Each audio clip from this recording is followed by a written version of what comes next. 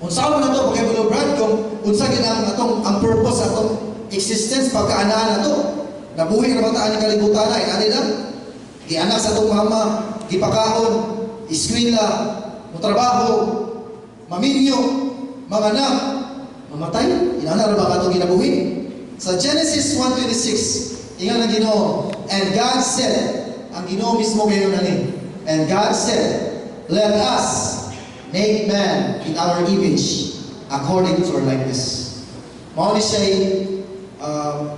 reference sa atong existence. So gihimo nita sa atong Ginoo sama sa iyang dagway.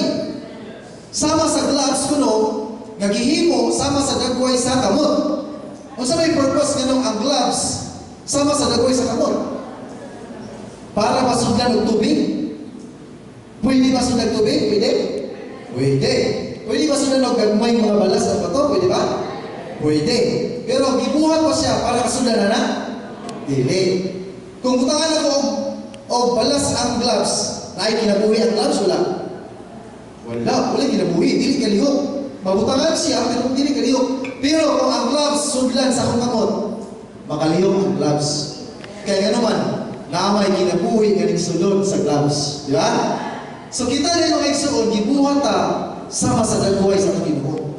Unya, 9 words si Father Lee nga giingon niya na sa pagbuhat kuno niya sa tao, ang Ginoo sa gibuhat niya tao, ang tao framework ra. Framework walay kinabuhi.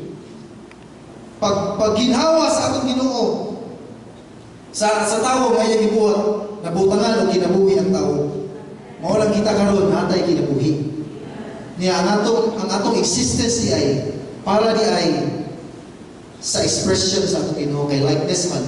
Gibuhat ta sa iyang likeness, sumala gid sa iyang gown, sama sa gloves, sumala sa kamot according to our likeness. See next.